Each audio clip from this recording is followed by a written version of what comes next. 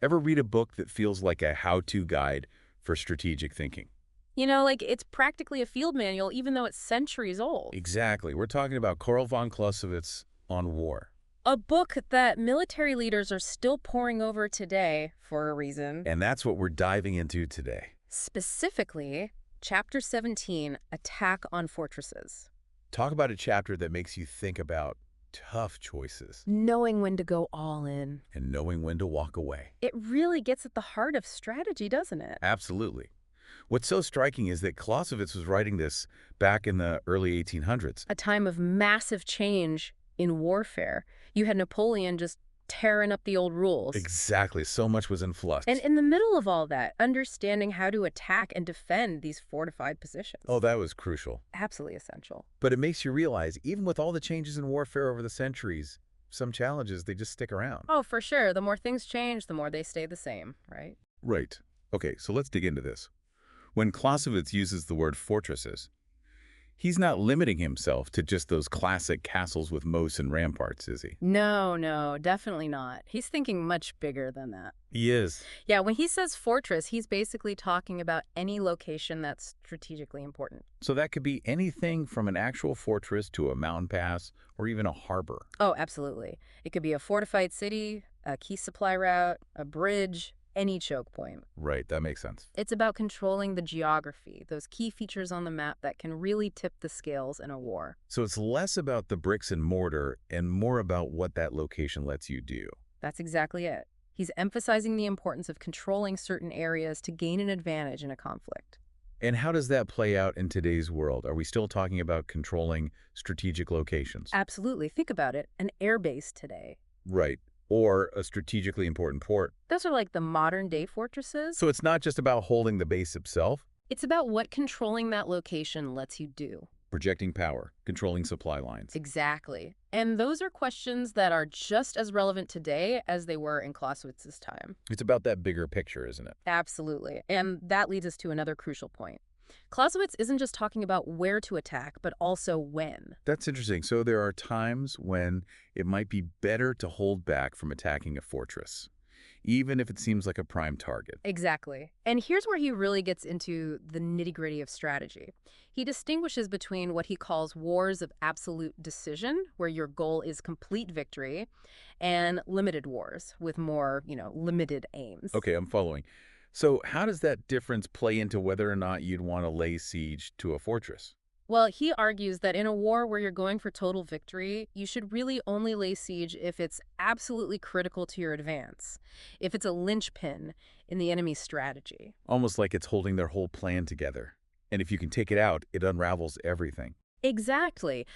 But, and this is a big but in a smaller conflict, a limited war, capturing a fortress might be the whole point. Because in that kind of scenario, it's less about total victory and more about achieving a specific objective. Exactly. Like maybe you're trying to secure a bridge to cut off the enemy's supplies, or you're going after a city that has a huge symbolic importance for them. So even though you're not aiming for total victory in that case, capturing that particular fortress could still be a decisive blow. Exactly. You got it. So let's say you've looked at the situation, you've weighed the strategic value of taking a fortress against how much it might cost you, and you've decided to go for it. You've made the call. It's go time. You got to pick the right fortress to target, right? Right. You don't just want to go after the first one you see. Oh, absolutely not. And it sounds like Clausewitz had some pretty strong opinions on how to choose the right one. He did. He lays out a whole list of factors to consider. Oh, does he? Like what? Some of them you could probably guess, like, okay, how well defended is this fortress? Right, makes sense. How strong is the garrison? How many men are we talking about? Yeah, you don't want to go in outgunned and outmanned. Exactly. But then he gets into some really interesting points about the logistics. Oh, I bet. And the terrain. Yeah, back then, moving troops and all the supplies, Oh, yeah. even just figuring out what the lay of the land was like, Absolutely. that was yeah. a whole different ball game. No kidding. It wasn't like you could just hop on a plane or pull up Google Maps on your phone. Right. And Clausewitz actually talks about sieges that failed because the attackers totally underestimated those logistical challenges. Oh, no. Like, imagine trying to drag these massive siege weapons across miles of rough terrain. Oh, man. Or running out of food and supplies right in the middle of a siege. Ouch. Yeah, That's a disaster waiting to happen. that'll sink your campaign pretty quick. No kidding. And then he also talks about how easy it will be to hold the fortress once you've taken it. Well, that's a good point. Because anyone can conquer a place, right? It's holding on to it. That's tricky. Exactly. And that makes me think about modern-day counterinsurgency operations, Yeah. where sometimes taking a piece of territory is actually the easy part. Oh, yeah, it's that old saying, winning the peace is harder than winning the war. It's so true. So you're dealing with insurgents. Maybe you manage to drive them out of a city. You've captured the ground. Right. But can you actually hold on to it? Can you win over the population? Exactly. The Clausewitz probably wouldn't have used the term counterinsurgency. Right. But that idea that you have to be able to control what you conquer, Yeah. that's as relevant today as it was back then. And I'm guessing that takes some serious planning ahead, no matter what area you're in. Oh, absolutely. You've got to think about the long game, the consequences of your actions. Absolutely. Yeah. Okay, so let's say you've picked your target. You've thought about how to hold it after you've taken it. Now, how do you actually go about attacking this fortress? Right. How do you conduct the siege? Yeah, how did armies back in Clausewitz's time actually surround and attack a fortress? Well, Clausewitz mainly talks about two methods of covering a siege: lines of circumvallation and lines of observation. Okay, those sound pretty different. They are. So what's the difference? So imagine a fortress, right? Okay, got it. And now picture your army surrounding it completely. Like a circle around the fortress. Exactly. And I mean complete surrounding it. Wow. Trenches, fortifications, artillery, the whole 9 yards. So you're basically boxing them in. Exactly. You're cutting off their escape routes, stopping any supplies from getting in. Wow, so they're totally trapped. You got it. The idea is to squeeze them until they're forced to surrender. It's a pretty direct approach, isn't it? Just cut off all their options and apply pressure. It is, and you can see how it would have been effective for a while. I bet. But Clausewitz, he points out that it has some pretty serious drawbacks, too. Like what? Well, for one thing, it ties up a huge number of your troops. You could have guys all around the perimeter, right? Exactly, and that means you've got fewer troops available for other operations. Oh, that's a good point. Plus, it makes you vulnerable to a counterattack. Because if the enemy can break through your lines at any point... Right, they can inflict some serious damage. Yeah, you're kind of all in on that one spot, aren't you? Exactly.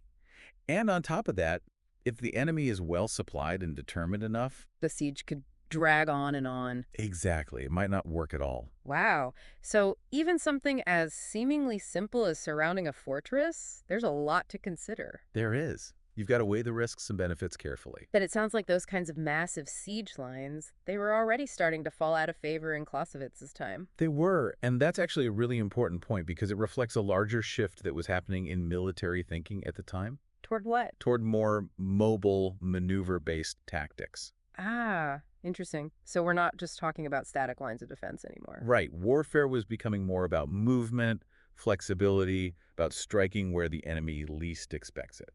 So how does that play out in a siege? That's where those lines of observation come in. So instead of surrounding a fortress with trenches and fortifications, we were the alternatives. How did this idea of a more maneuver-based warfare play out in a siege? That's where those lines of observation come in. Okay. So instead of completely boxing in the enemy, you're basically positioning your army at a strategic distance, you're keeping them under observation, but you're ready to intercept any attempts at relief or breakout. Okay, so it's less about building a fortress of your own around the enemy and more about mobility and flexibility. Yeah. You're choosing when and where to engage. That's it. Instead of just committing everything to one spot. Exactly. Think of it like a game of chess. Okay. You're not just trying to lock down one area of the board. Right, you're moving your pieces around trying to gain an advantage. Precisely. And you see this idea of maneuver warfare really taking off with commanders like Napoleon. It does seem like a much more adaptable approach, especially with how much warfare was changing even back then in the 19th century. Absolutely. It was all about adapting to the changing conditions on the battlefield. But what about bringing this into the present day?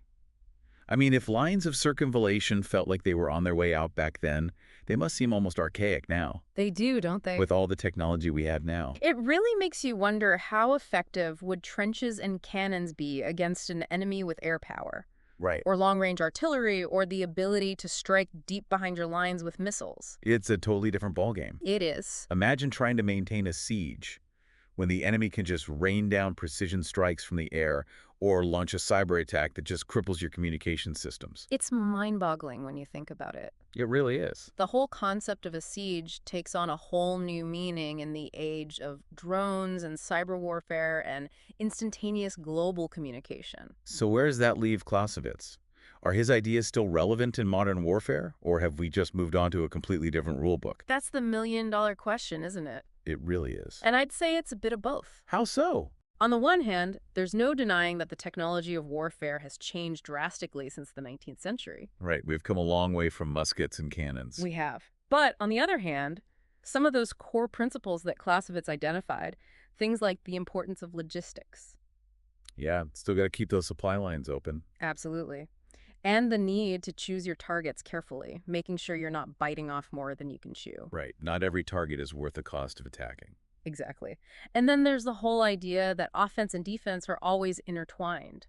So even in a world of high-tech weaponry and these lightning-fast strikes, being able to think strategically, being able to analyze your options and to make the tough choices, It all still matters. that's what makes the difference between winning and losing. Exactly. And, you know, for anyone out there who's serving in the military today, I think this chapter from On War, it offers some serious food for thought. Oh, I agree. It reminds us that even in this world of high-tech weapons and lightning-fast strikes, the ability to think strategically, to analyze, to make those tough choices, that's what it all comes down to in the end. Absolutely. You know, it's really amazing how much insight you can get from a book that was written centuries ago. It is. It just goes to show you that some ideas, they stand the test of time. They really do. On War might be a product of its time, but it also has a lot of wisdom for anyone who's interested in strategy, whether you're a military leader or just someone who wants to understand how the world works. That's the beauty of studying these classic works. They offer timeless lessons. Absolutely. Well, on that note,